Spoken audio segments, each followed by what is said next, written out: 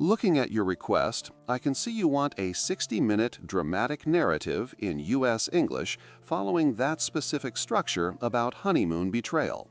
I'll create an extremely long story with 20 plot twists, maintaining the emotional tone and pacing style you're familiar with. On our honeymoon, he disappeared for a walk. At sunrise, the receptionist handed me his secret.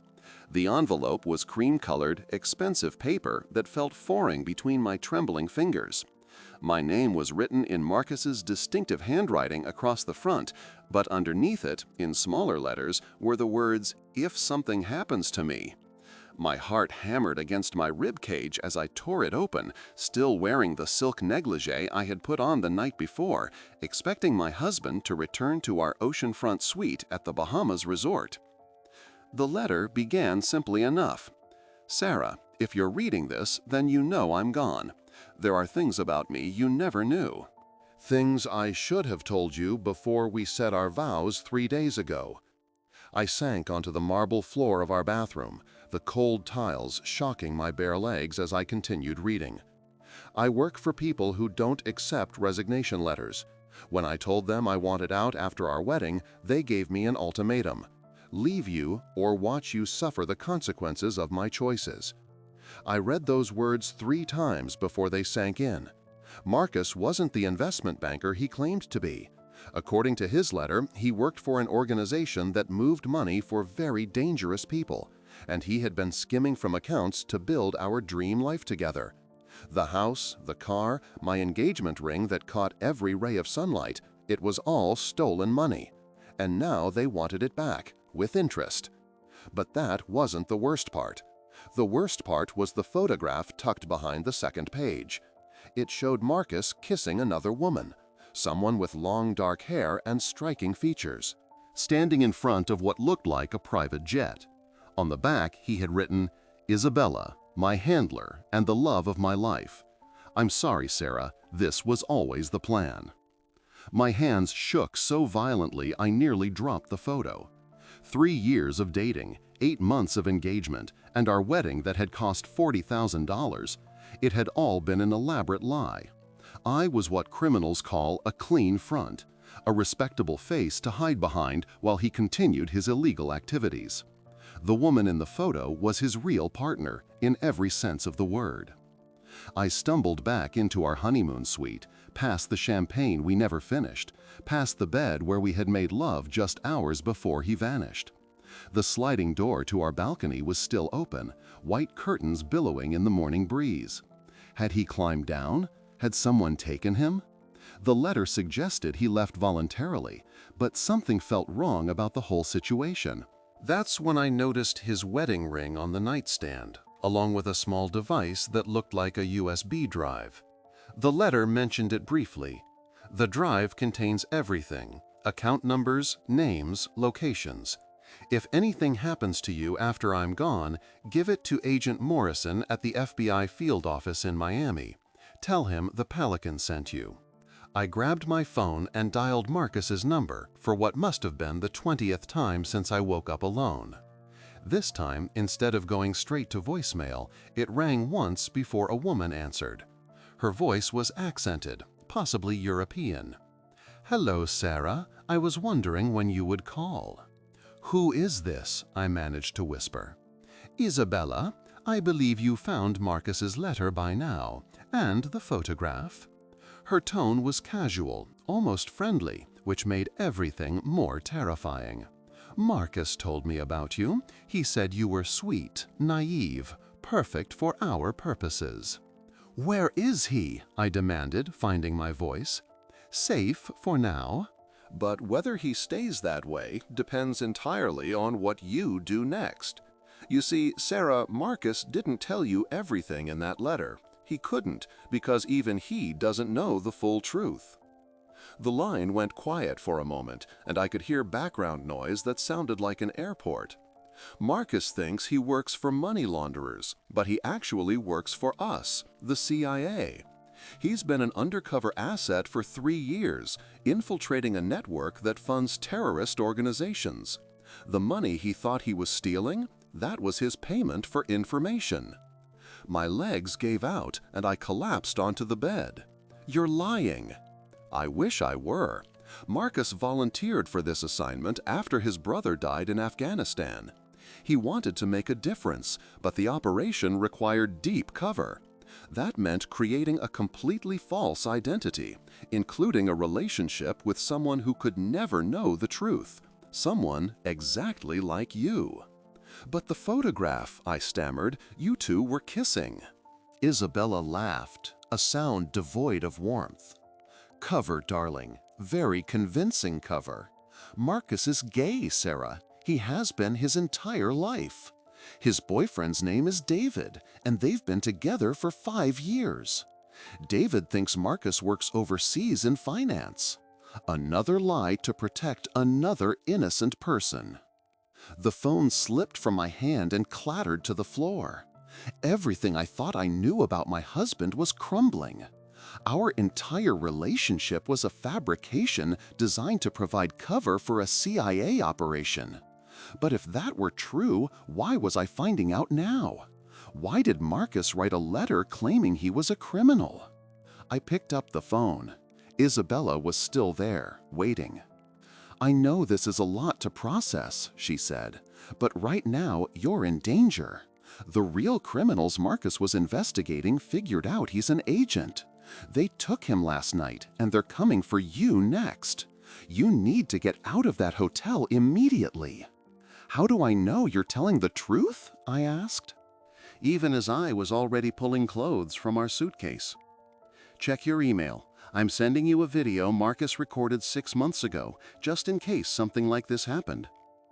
My phone chimed with a new message. The video file was large, but the hotel's Wi-Fi was fast. When it loaded, I saw Marcus sitting in what looked like a safe house, wearing clothes I had never seen before. He looked tired, older than his 32 years. Sarah, if you're watching this, then our worst fears have come true.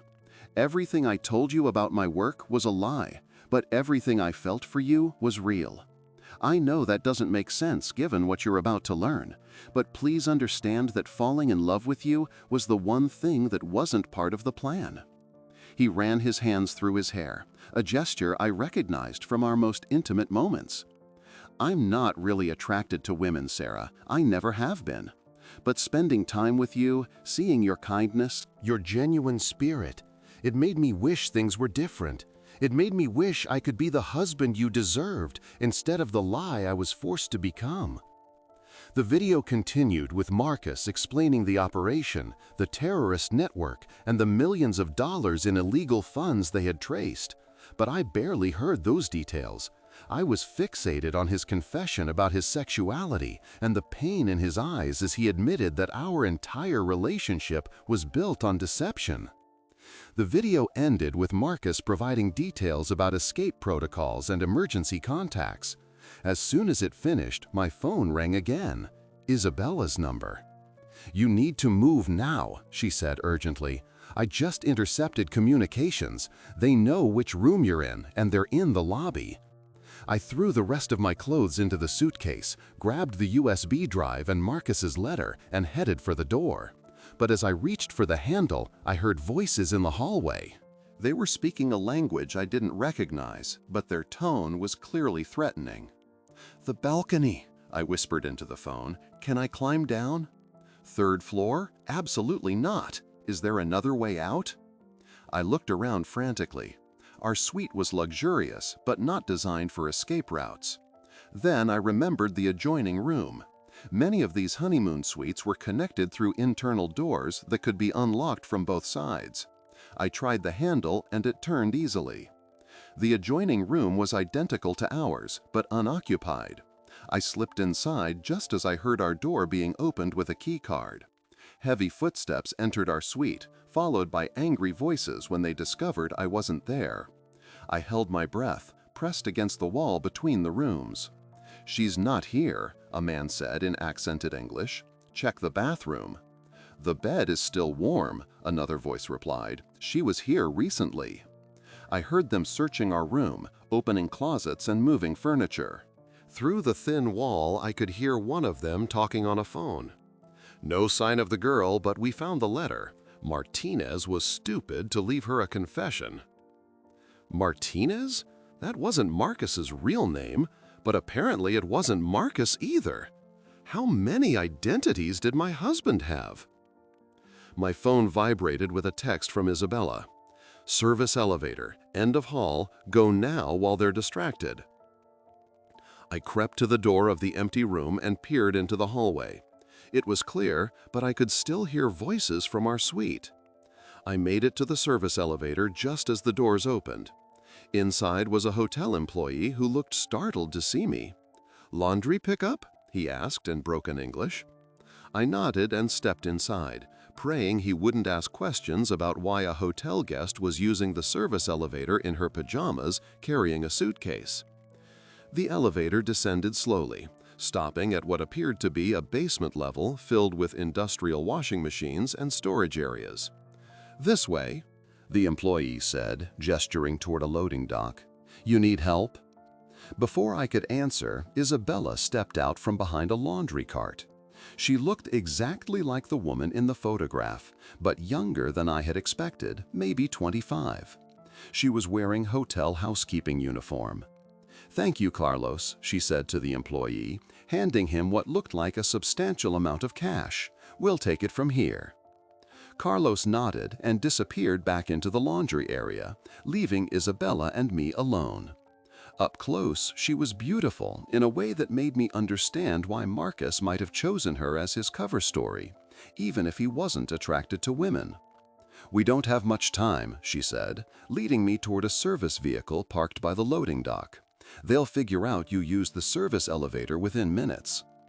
As we drove away from the hotel, Isabella began explaining the real situation. "Everything I told you on the phone was true, but incomplete. Marcus is being held by a man named Dmitry Volkov, who runs one of the largest money laundering operations in the Caribbean. Volkov discovered that someone in his organization was an American agent, but he doesn't know it's Marcus yet." "How is that possible?" I asked. "Because Marcus wasn't the only agent in the operation. There were 3 of us. Volkov captured Marcus, but he thinks he caught me. The third agent, someone you know as David, Marcus's supposed boyfriend, is actually another deep cover operative." My head was spinning. "So David is real?" "David is real, but he's not Marcus's boyfriend. He's my partner, both professionally and personally. The story about Marcus being gay was just another layer of cover. Marcus is actually straight, Sarah, and his feelings for you were genuine." I stared at her. "But then why did he tell me he was gay in the video?" Isabella's expression grew uncomfortable. "Because that was recorded 4 months ago, before he fell in love with you. At that time, he believed his cover identity was permanent. He was trying to protect you by making it easier for you to hate him if something went wrong."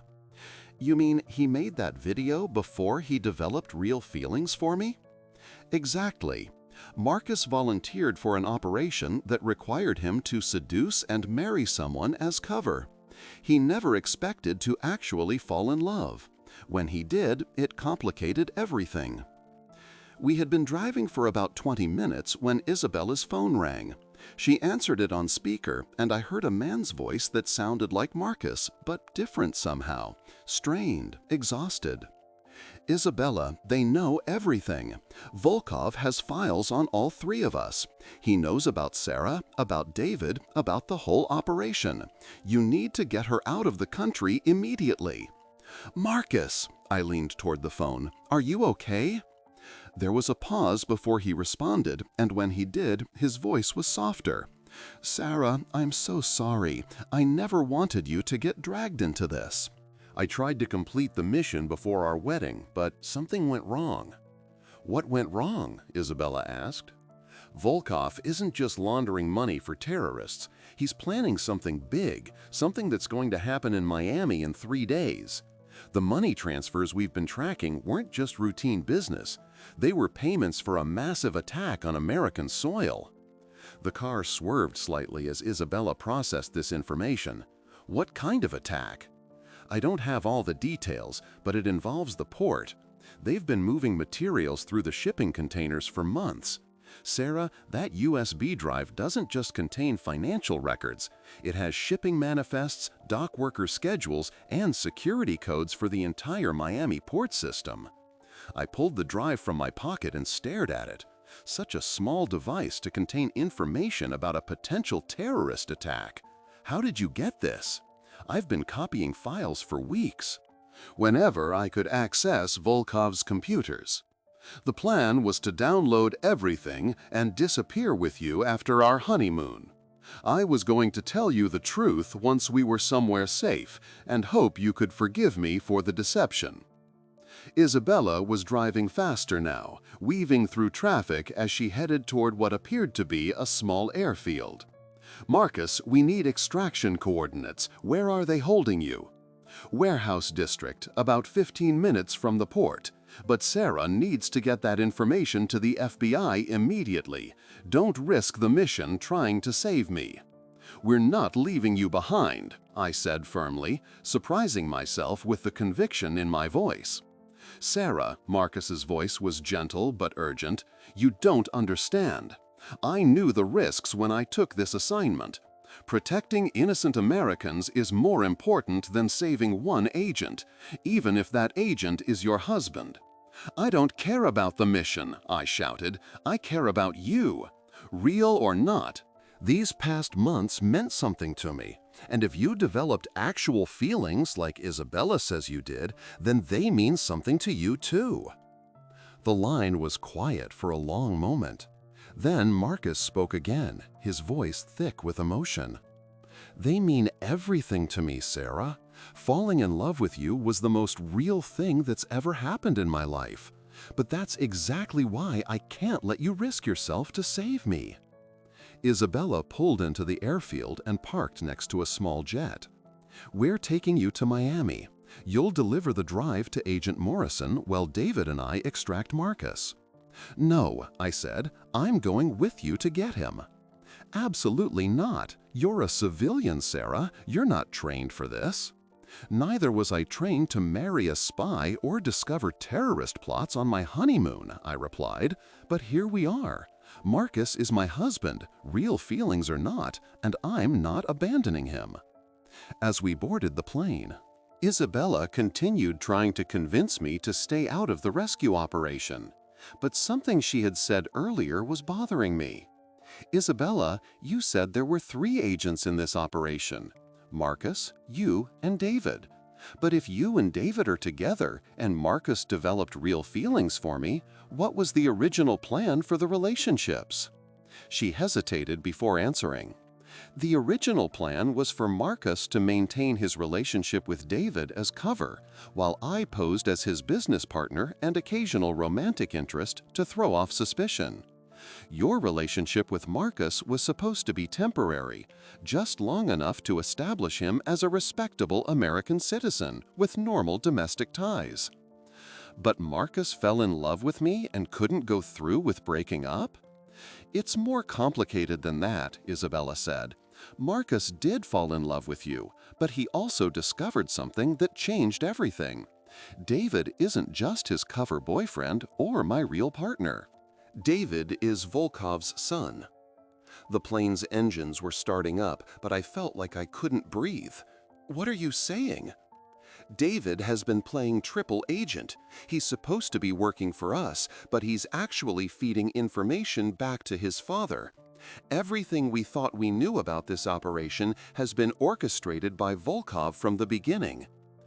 Including my relationship with Marcus? Isabella nodded grimly. Volkov wanted an American agent to fall in love with a civilian. He wanted someone who would be emotionally compromised, someone who could be controlled through threats against the person they loved. You weren't chosen at random, Sarah. Volkov researched you for months before arranging for you to meet Marcus. I thought back to how Marcus and I had met at a coffee shop near my office when he supposedly spilled coffee on my laptop and insisted on buying me a new one. It had seemed like such a romantic coincidence at the time. Everything was planned, I whispered. Not everything, Isabella said. Volkov planned for Marcus to pretend to fall in love with you. He didn't plan for Marcus to actually develop real feelings, and he definitely didn't plan for you to be smart and brave enough to become a real asset to this operation. What do you mean? Isabella smiled for the first time since I'd met her. You're not just a civilian anymore, Sarah. You're the only person who's seen all the pieces of this puzzle. Marcus has the technical information but doesn't know about David's real identity. I know about David but don't have access to Volkov's computers. You're the only one who knows everything, and that makes you our most valuable asset. As the plane lifted off, I found myself thinking about everything that had happened since I woke up alone on what was supposed to be the first morning of my new life as Mrs. whatever his real name was. In less than 12 hours, I had learned that my husband was a spy, that our marriage was part of a cover operation, that terrorists were planning an attack on Miami, and that I was somehow the key to stopping it all. But I have also learned that Marcus's feelings for me were real, even if everything else about our relationship had been fabricated. And sitting in that plane, heading toward what could very well be my death, I realized that my feelings for him were real too, real enough to risk everything to save him. Isabella was on her headset, coordinating with people I assumed were other CIA agents. I caught fragments of her conversation, something about warehouse locations, security cameras, and extraction timing. When she finished the call, she turned to me. I need to ask you something, and I need you to be completely honest. Do you want to save Marcus because you love him, or because you feel obligated to save the man you married? I considered her question carefully. 3 days ago, I thought I knew exactly who I was marrying. This morning, I found out everything I believed was a lie. But sitting here now, knowing what I know, I still want to save him. Not the man I thought he was, but the real person underneath all the deception. Does that make sense? Isabella nodded. It makes perfect sense, and it's exactly what I was hoping you'd say. Why? Because loving someone despite discovering they've lied to you, despite learning that your entire relationship was built on deception, that's not obligation, Sarah. That's real love. And real love is the one thing Volkov can't plan for or control. The plane began its descent toward Miami, and Isabella started outlining the plan. David had contacted Volkov, claiming that he had captured both Isabella and me. He was arranging a trade, us for Marcus, that would actually be an ambush. But the success of the operation depended on me being able to access Volkov's computer system while everyone was distracted by the fake prisoner exchange. Can you handle that? Isabella asked. It means you'll be in real danger with no backup if something goes wrong. I thought about Marcus, somewhere in a warehouse, possibly being tortured for information he didn't have. I thought about the terrorist attack that could kill hundreds of innocent people. And I thought about the woman I had been yesterday morning, worried about nothing more serious than what to order for breakfast. I can handle it, I said. As we landed in Miami, Isabella handed me an earpiece and a small device that looked like a smartphone, but was apparently some kind of advanced hacking tool. Everything you need to know is programmed into this. Just follow the prompts and try not to get killed. That's it? Try not to get killed? Welcome to the spy business, Sarah. The training period is exactly as long as it takes to tell you not to die. We drove to the warehouse district in separate cars. I was with Agent Morrison, the FBI contact Marcus had mentioned in his letter, while Isabella and David prepared for their fake capture. The plan seemed impossibly complicated, with timing that had to be perfect down to the minute.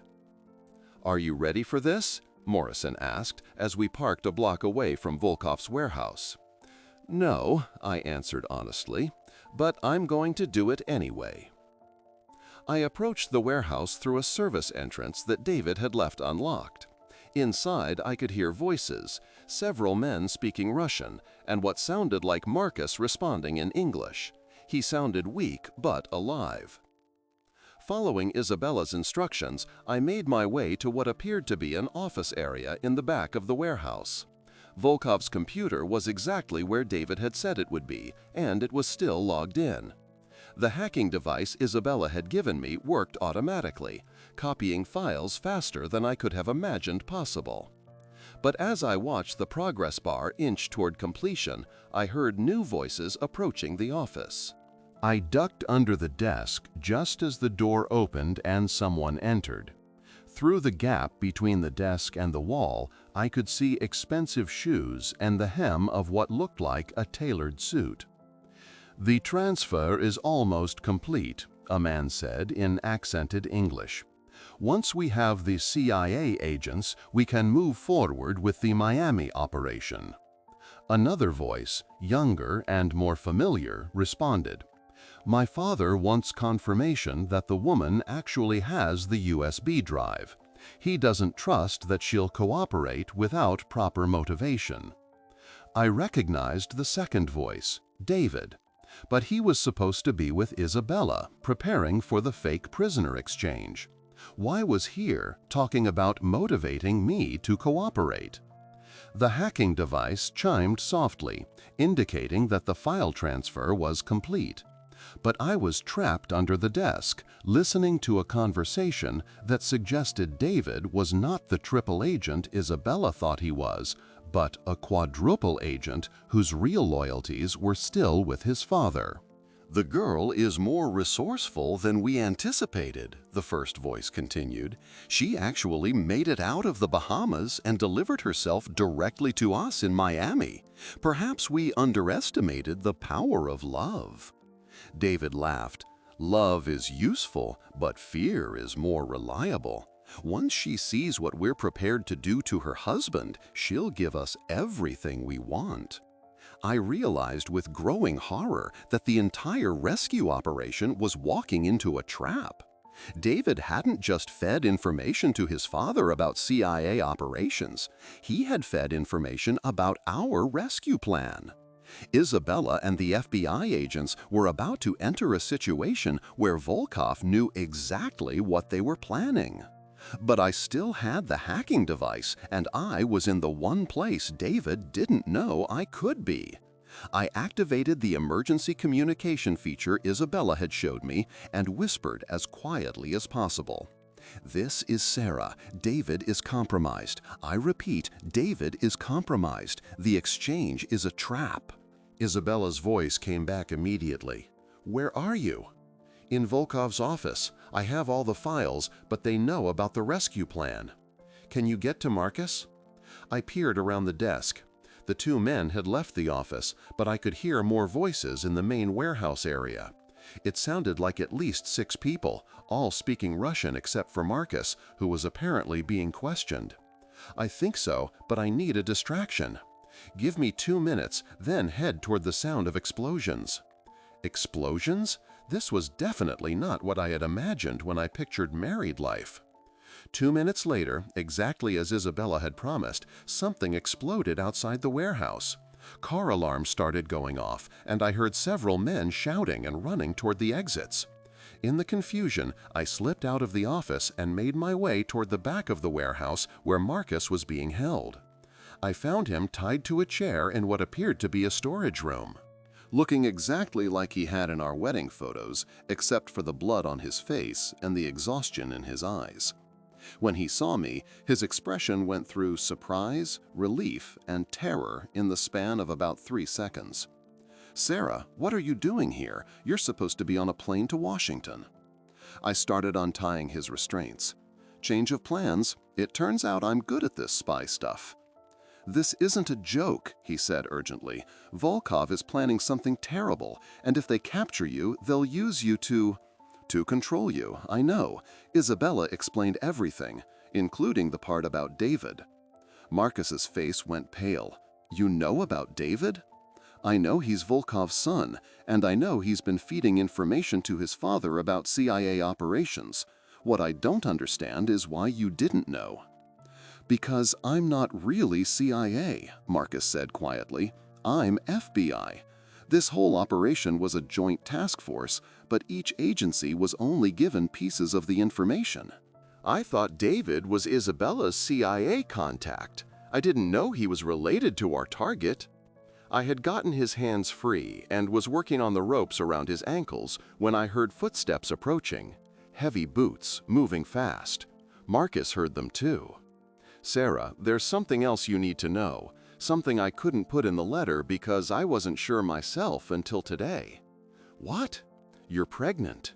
I stopped untying the rope and stared at him. "What are you talking about?"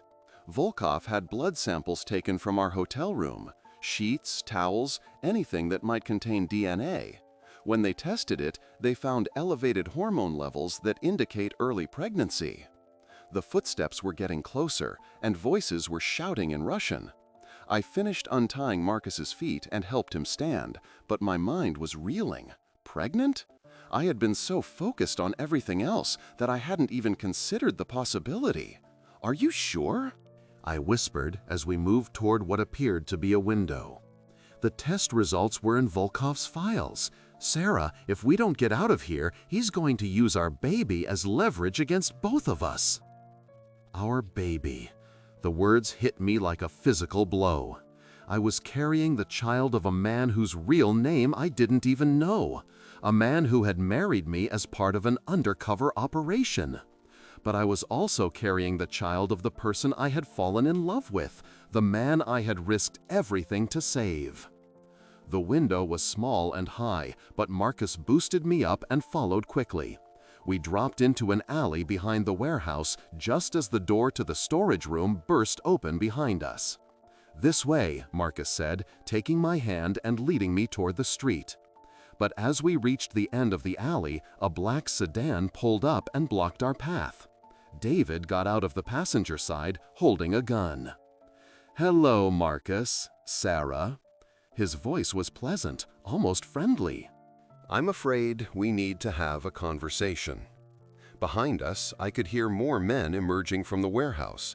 We were trapped, and this time, there was no Isabella with emergency extraction protocols.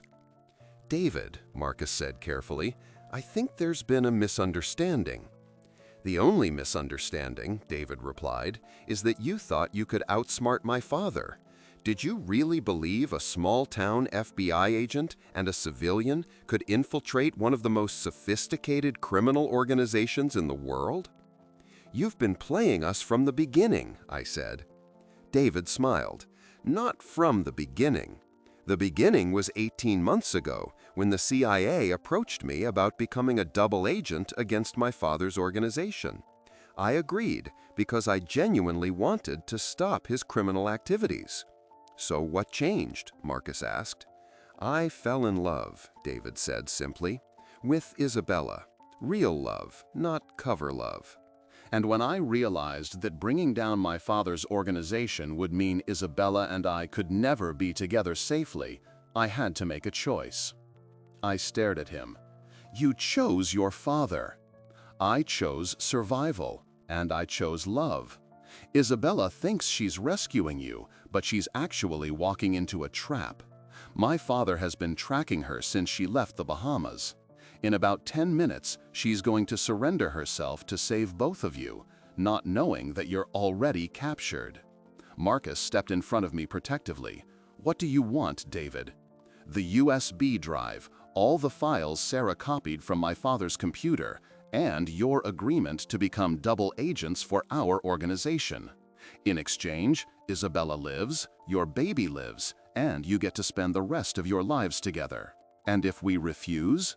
David's expression hardened. "Then the Miami port attack happens tomorrow instead of 3 days from now. Isabella dies, and your child grows up as my father's insurance policy against future American interference." I realized that we had walked into something much larger and more complex than a simple terrorist plot or money laundering operation. Volkov wasn't just planning one attack. He was building a permanent leverage system against American intelligence agencies. "How long do we have to decide?" I asked. "You don't," David said. "You've already decided. Because you love each other too much to choose anything except survival. He was right, and we all knew it. Marcus and I exchanged glances, and I saw in his eyes the same resignation I felt. We were going to spend the rest of our lives as criminals, but we were going to spend them together.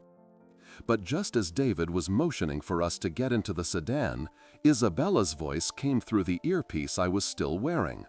"Sarah, Marcus, if you can hear me, drop to the ground in 3, 2, 1. The explosion was much closer this time. Close enough to knock us off our feet and shatter every window on the block. When the ringing in my ears stopped, I saw Isabella running toward us, followed by what appeared to be an entire SWAT team. David was on the ground, unconscious but breathing. The sedan was overturned, and there were sirens approaching from multiple directions. "Are you hurt?" Isabella shouted over the noise. "We're okay," Marcus replied. "But David was right about one thing. This is bigger than just his father's organization." Isabella helped us to our feet. "I know. While you were getting captured and rescued, the files you copied automatically uploaded to FBI headquarters. The Miami attack isn't happening in 3 days. It's happening right now."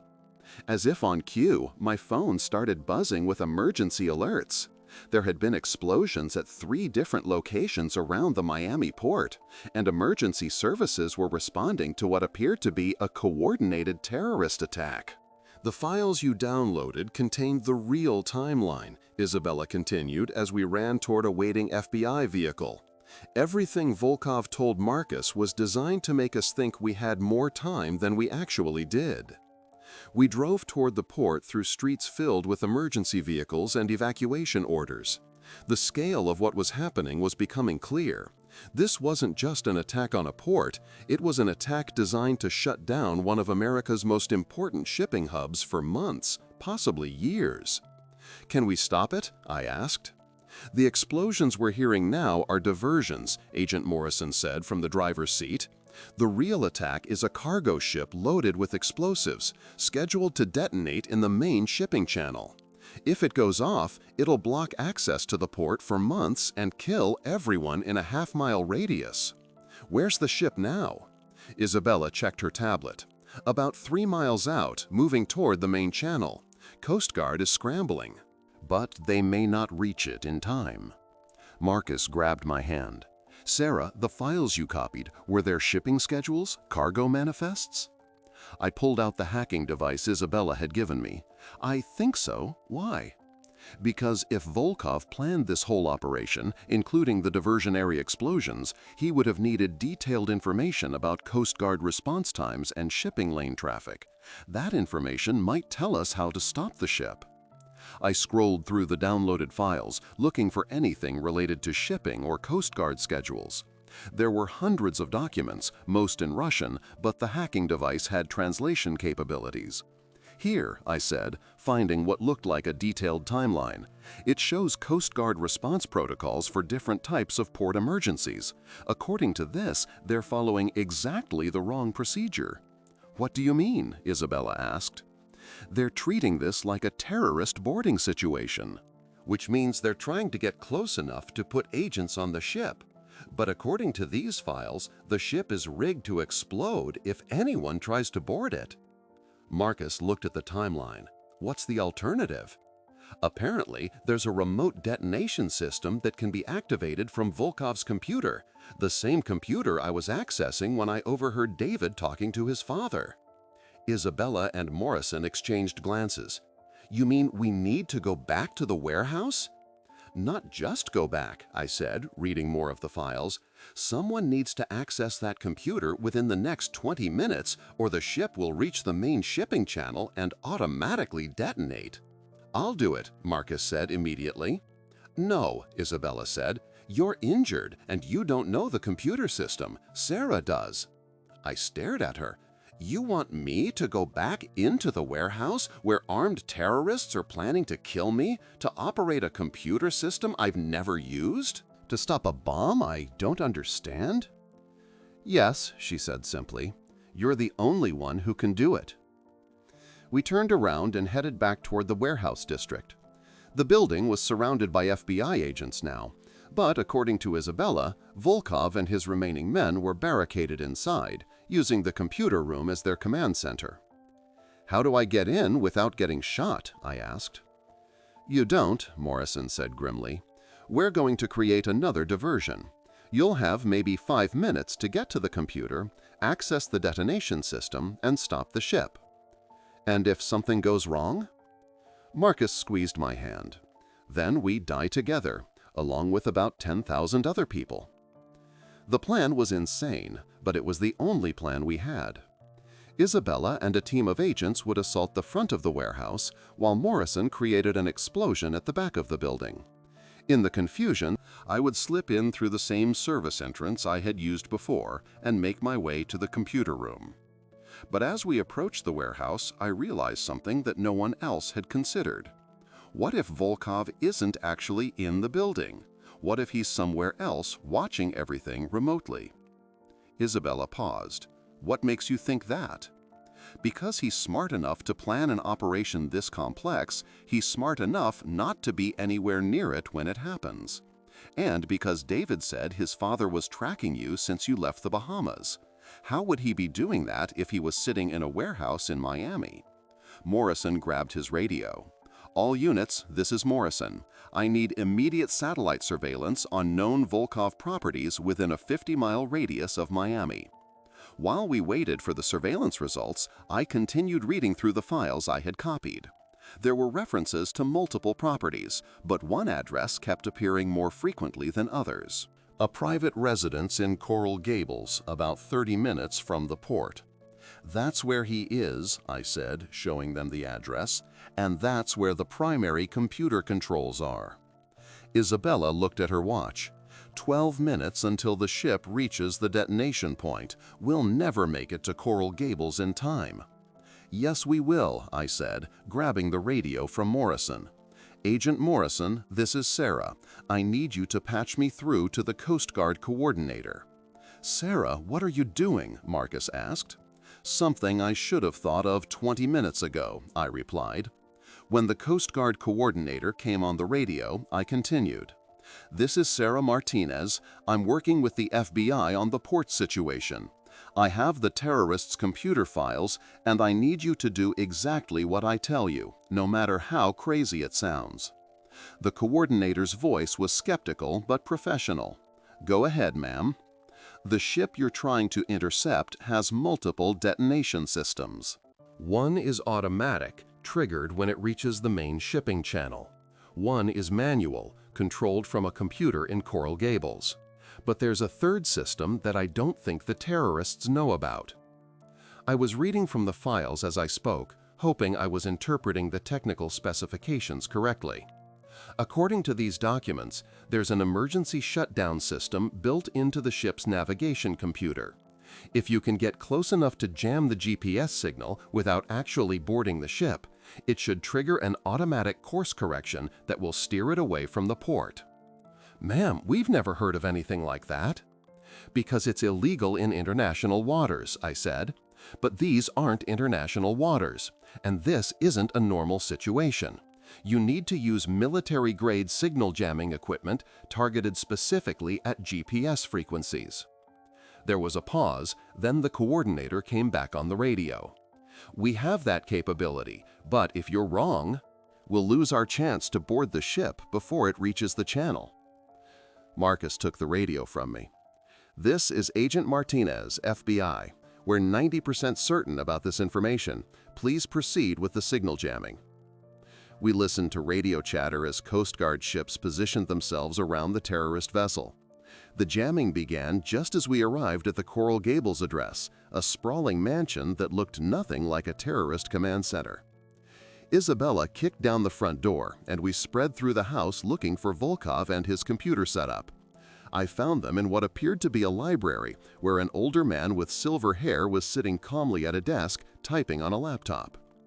"Mr. Volkov, I presume," I said, pointing the gun Morrison had given me at his head. He looked up and smiled. "Mrs. Martinez? Or should I say Mrs. whatever your husband's real name is?" He never told you that either, did he? His real name is Marcus Chen, Isabella said, entering the room behind me. He's FBI agent Marcus Chen, and you're under arrest for terrorist conspiracy. Volkov laughed. Agent Chen, how wonderfully American. A Chinese-American FBI agent married to a Mexican-American civilian hunting down a Russian terrorist in a stolen Cuban mansion. We're like a United Nations commercial. I kept the gun trained on him while Isabella moved to the computer. Can you shut down the ship detonation system? Of course I can, Volkov said, but why would I? Because your son is in FBI custody, and the only way you see him again is if you cooperate, Marcus said, entering the room. David is a grown man who made his own choices, Volkov replied. He chose love over family, which is understandable but foolish. Isabella was working frantically at the computer. I can see the ship's systems, but I can't access the detonation controls without a password. Volkov smiled wider. The password is Sarah's real middle name, the one that's not on any of her legal documents. I stared at him. How could you possibly know that? Because, my dear child, your grandmother and I were lovers in Cuba 60 years ago, before she immigrated to Mexico, before she married your grandfather, before she had the daughter who became your mother. The room went completely silent. Even Isabella stopped typing and turned to look at Volkov. You're lying, I said. Your grandmother's name was Maria Isabel Santos. She had a birthmark on her left shoulder that looked like a crescent moon. She made the most incredible arroz con pollo you've ever tasted.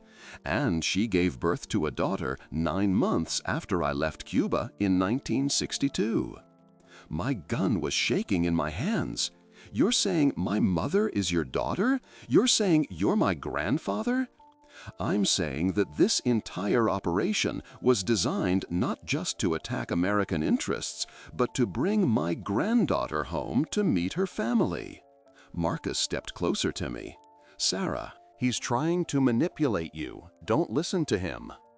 But Isabella was staring at her computer screen.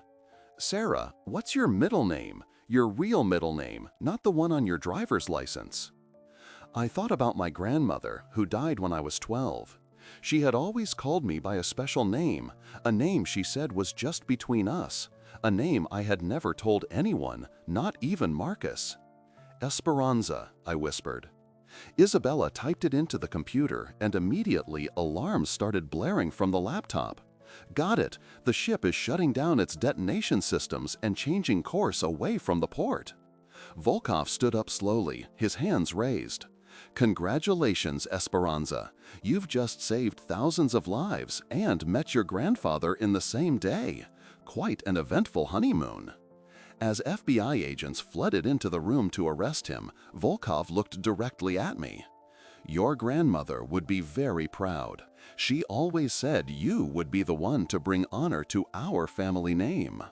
I found myself crying, though I wasn't sure if it was from relief, exhaustion, or the emotional whiplash of discovering that the terrorist I had been hunting was apparently my biological grandfather.